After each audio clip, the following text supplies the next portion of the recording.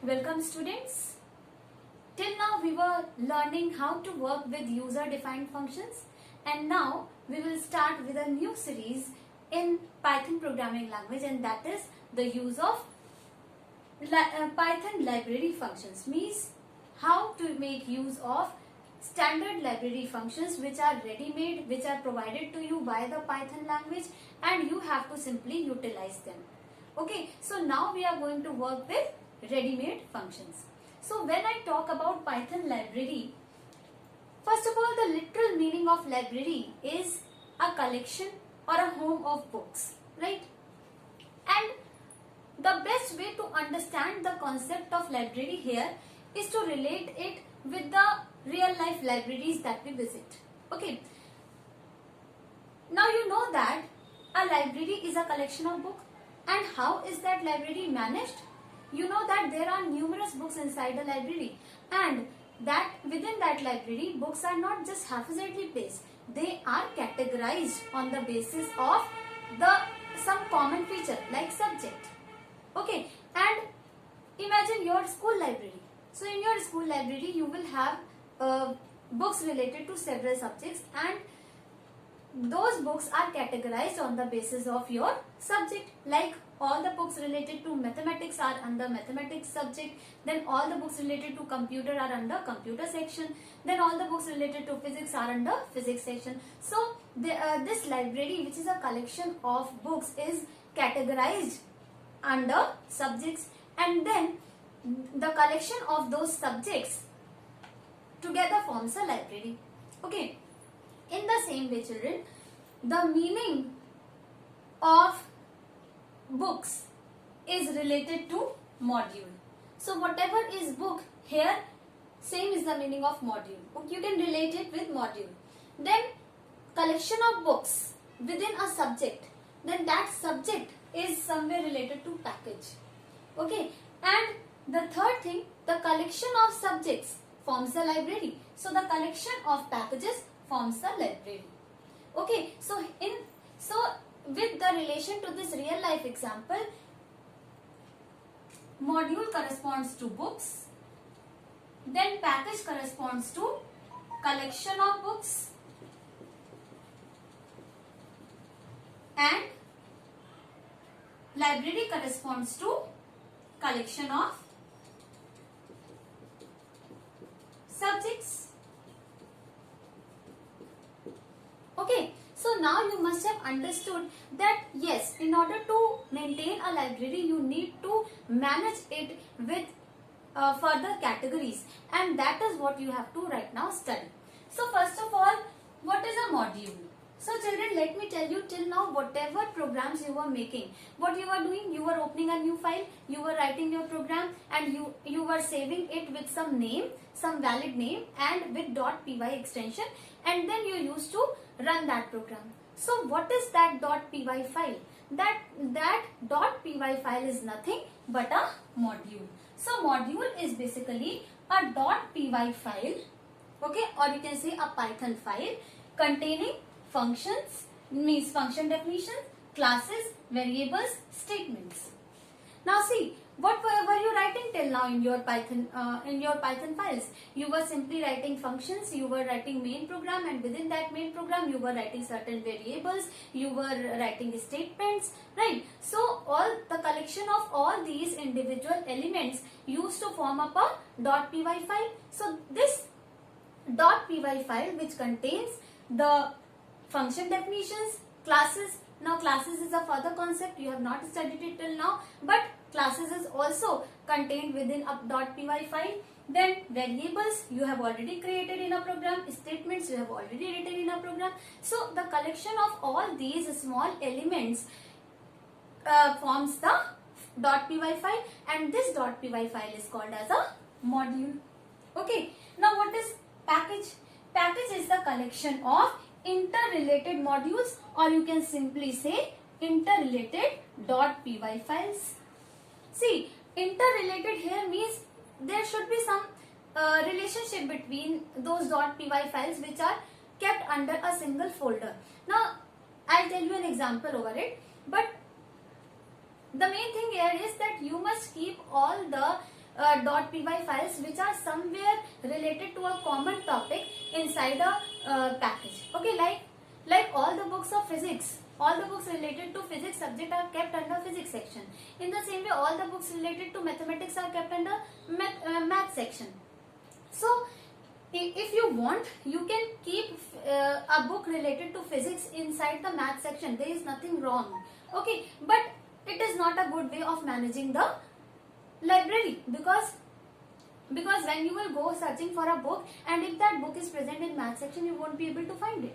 In the same way, it is said that it is a good practice to keep all the .py files which are related to each other inside a single folder. Okay, and this folder is nothing but a package. तो सारी .py files जो कि किसी ना किसी तरह आपस में रिलेटेड होती हैं, उनको हम एक फोल्डर के अंदर रखते हैं और उस फोल्डर को हम कहते हैं पैकेज. ठीक है. So suppose you have 10 .py files. Okay, and first 3 come under one package, next 4 come under one package, and then next 3 come under one package. So you have 3 collections of .py files. First one is kept under first folder, first package. Then next 4 are kept under second package, and next 3 are kept under third package. Now if you keep these 3 packages inside another folder, then that folder containing collection of packages will be called as a library.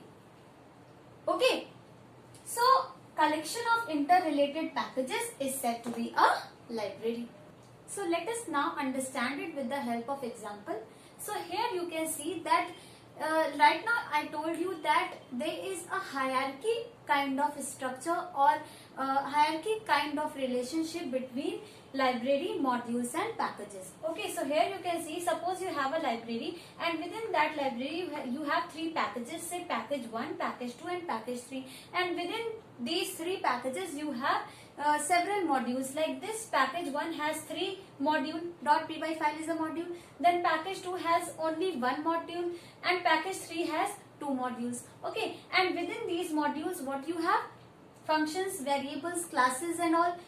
And each module you can see is having function and variable. Okay, so a collection of function, variable, classes is called as a module. Then the collection of modules is called as a package, and then the collection of packages is called as a library. Okay, now let us understand it with the help of another example. Suppose you have these many .py files, and you know that all these .py files are modules. Okay, now force, this file is containing functions related to force.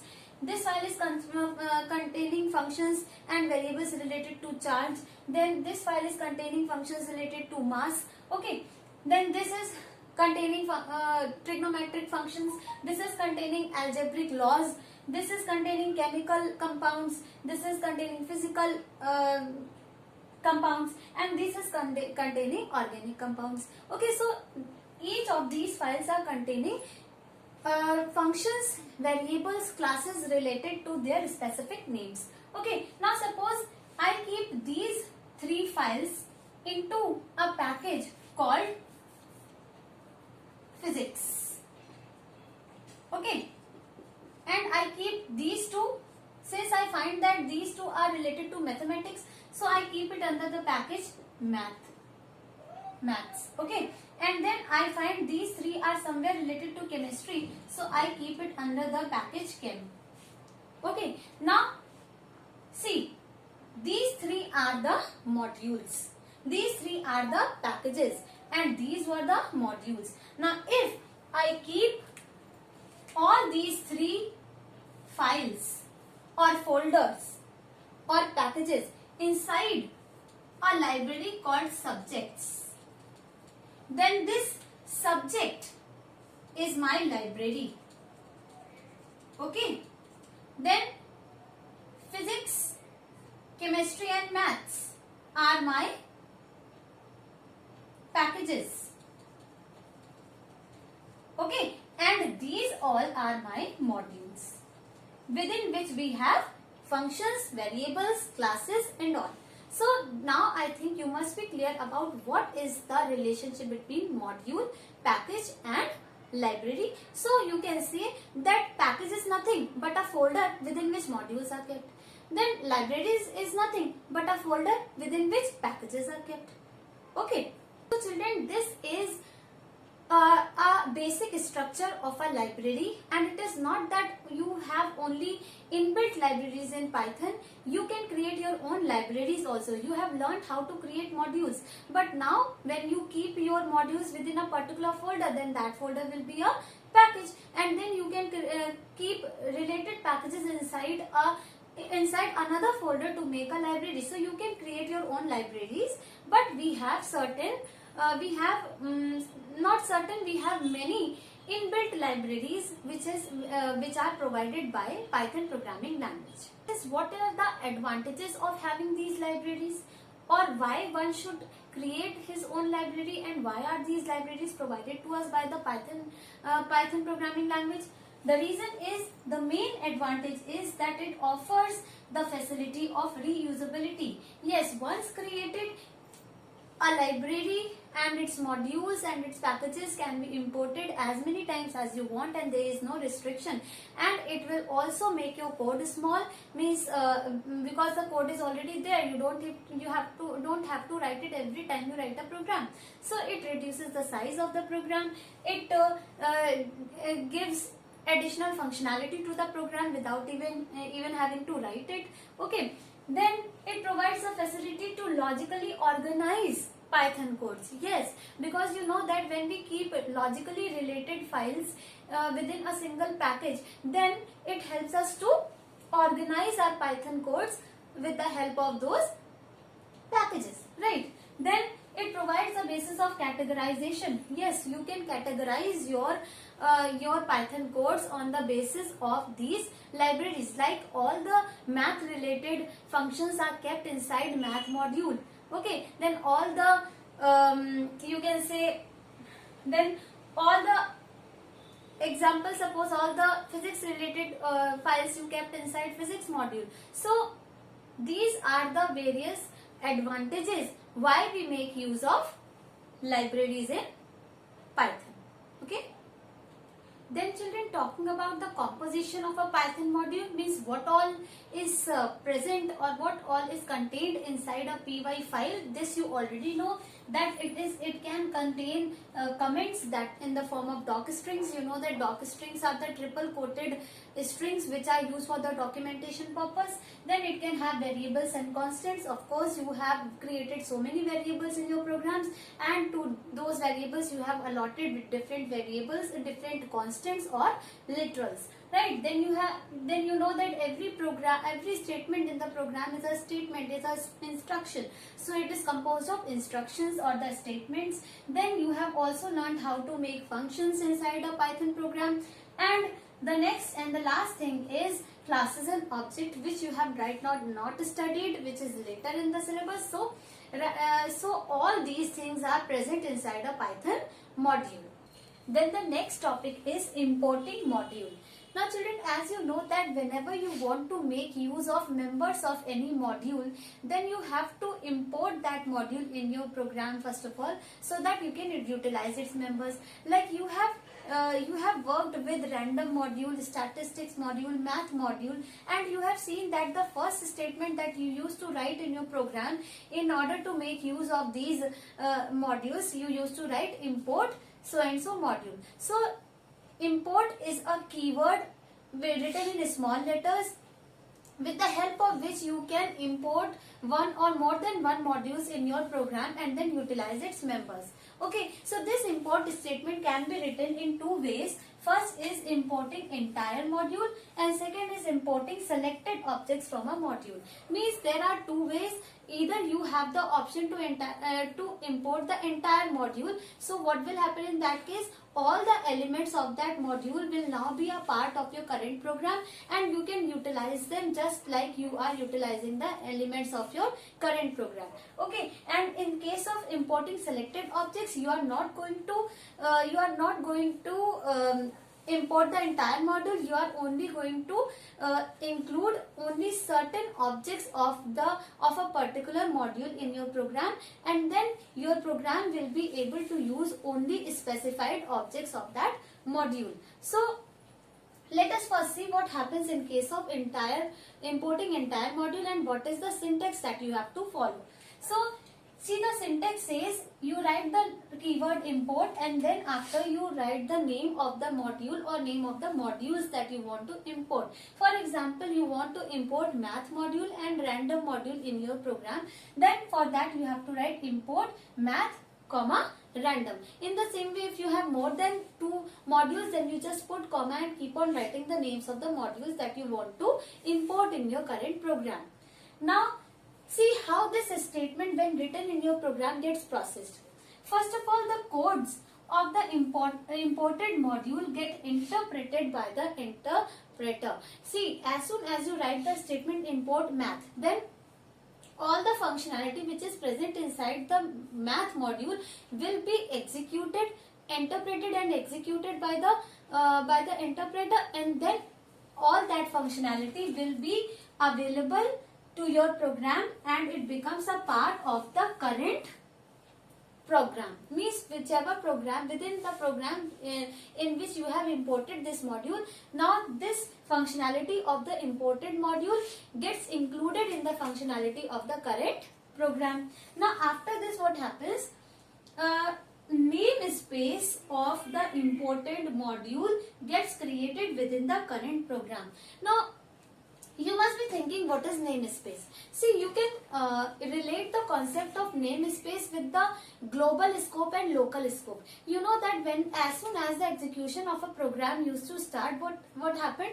The global scope of the program gets created in RAM, and as soon as a function call statement is encountered, the local scope of that function gets created inside the global scope. Same is the case here, that as soon as you start running your current program, what happens? A namespace of your current program is created. Okay, and when you write any statement like import math or import statistics, then whatever module you import from library into your current program, then a namespace of that particular imported module gets created in the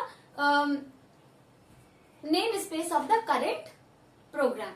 Okay, so now when you want to access the member of the imported module, then the syntax is you have to write the module name followed by dot operator and then the member name. Okay, so in order, see, when you want to access elements of current namespace, then you can simply use their name and that's it. Like you create global variables, so global variables are present in the current namespace, so you simply use that variable name wherever you want. But when you want to use a you can say member of a module, then what happens? In that case, you have to write module name dot member name, because that member is present inside the namespace of that module. जब आप किसी module को import करते हैं, तो जो name space बनती है उस नेम स्पेस का नाम वही होता है जो उसके मॉड्यूल का नाम होता है. तो अगर आपने मैथ मॉड्यूल को इंपोर्ट कर रखा है, तो मैथ नाम से एक नेम स्पेस क्रिएट होगी. इसलिए जब भी आपको मैथ मॉड्यूल के एलिमेंट्स को एक्सेस करना होगा, तो आपको math dot member name use करना होगा. Now suppose you want to use sqrt function of the math module, so you will first of all write import math and then math dot sqrt 25. Okay, now let's see what happens when you import selected objects. Okay, how the processing is different. In case of importing selected objects, first of all the syntax that you have to follow is from module import object or objects. Now means first of all you will write the keyword from, and then you will write the name of the module from which you want to import selected objects, and then you write the keyword import, and then you write a comma separated list of objects that you want to import from that particular module. Okay, so for example you can see that if you want to just import sqrt function of the math module, you don't want to import the entire functionality of math module, then in that case you simply write from math import sqrt. And this is mainly useful in such situations when you know that your program is going to use just one element of the module, and it is like uselessly executing the rest of the elements. Then in that case you just simply go for this kind of importing objects of a module. Okay, now see how the processing takes place. First of all, codes get whatever objects you have specified here, only the codes of those specified objects get interpreted and get included in the part of the current module. Means only the specified objects, they get interpreted and then they get included in the current program. Okay, so what happens here? No separate namespace gets created for the objects of the imported module, because this time whatever objects you have imported, they are a part of the namespace of the current program. Means they are present in the current namespace directly, just like global variables are present. Okay, in the same way your these imported objects are also present in the current namespace. तो imported module का separate namespace नहीं बना, current में ही वो add हो गए. So when you want to access them, there is no need of using any module name and dot operator. So that is why when I wrote from math import sqrt, now here you see that I have not written math dot sqrt. I have simply written sqrt because this time sqrt is present in the current namespace, not in the namespace of the module. So this is how the processing of this kind of import statement and this kind of import statement is different. Now, having studied about the ways of importing a module, let us see how to create a module and how to utilize it. Although both of the things we have done earlier, also a quick revision and an example based on it will now be discussed. See how to create a module. Just open a new Python file and then write whatever functionality you want to write within it, be it functions, be it variables, be it any statement, and then after that save it with some valid name, means as per identifier naming rules, and using .py extension. This is the most important step, that in order to make a module you just save it with some valid name along with .py extension.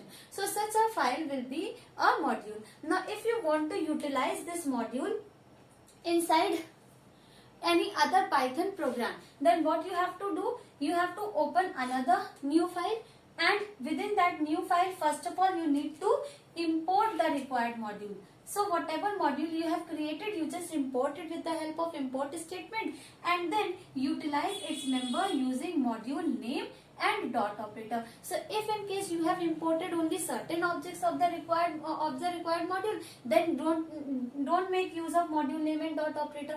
But in case of entire module being imported, you have to make use of this way.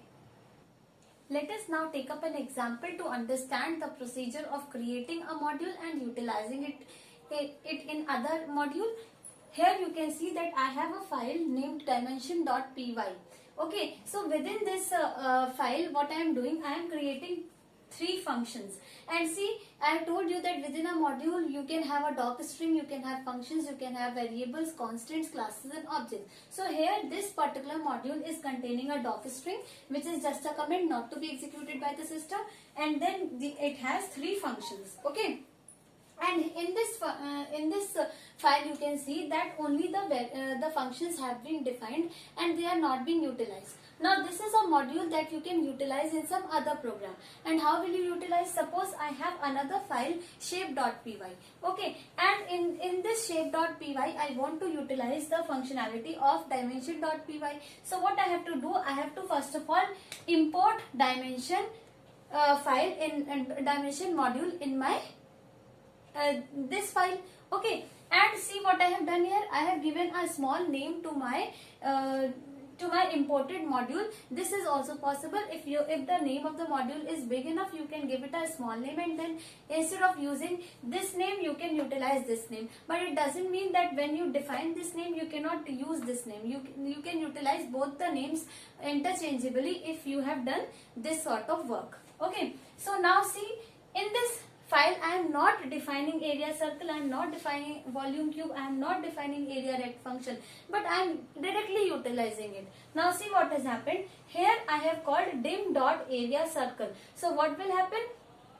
As you know that first of all, an element is searched in the local scope, then it is searched in the global scope, then it is searched, first it is searched in the local, then enclosing, then global, and then built-in. So you can see that here this function is not present in local, enclosing and global.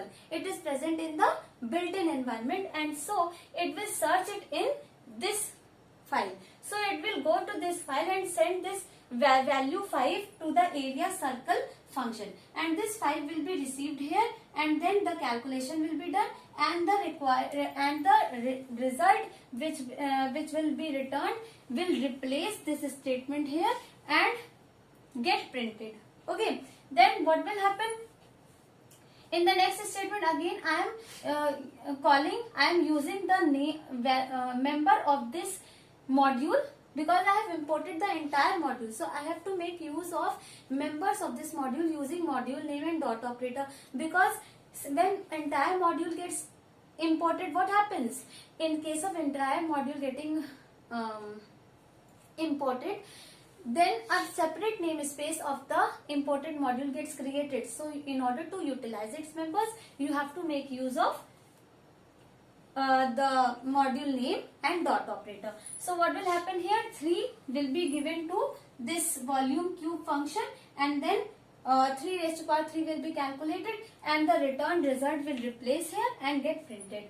And see, in the third function call, what is happening? First of all, I am taking values of x and y from user, and then I am sending these x and y to the area rect function, which is again a part of dimension module. Okay, so I am using it with the help of dim dot area rect. Okay, now what will happen? X and y will be received by L and B, and L into B will be returned, which will be replacing the entire expression in the print statement, and the result will get printed. Okay, now in the same code, suppose I just make a small change, like I write import. I don't write this kind of import statement, I simply write from dimension import, means I am just going to import a particular member of the dimension modules. I am writing area rect. Okay, so if I have imported dimension only area rect function from the dimension module, then first of all this statement will become wrong because I have not imported it. This will also become wrong. It will raise error because I have not imported it. But this will work, and what will happen here? Here you don't have to write dim dot. Why? Because now this area rect function is a part of the current namespace of the current program. So it is a part of the namespace of this program. So you can directly use it and send the value, and then what will happen? X and Y will be received by L and B, and the return result will get printed.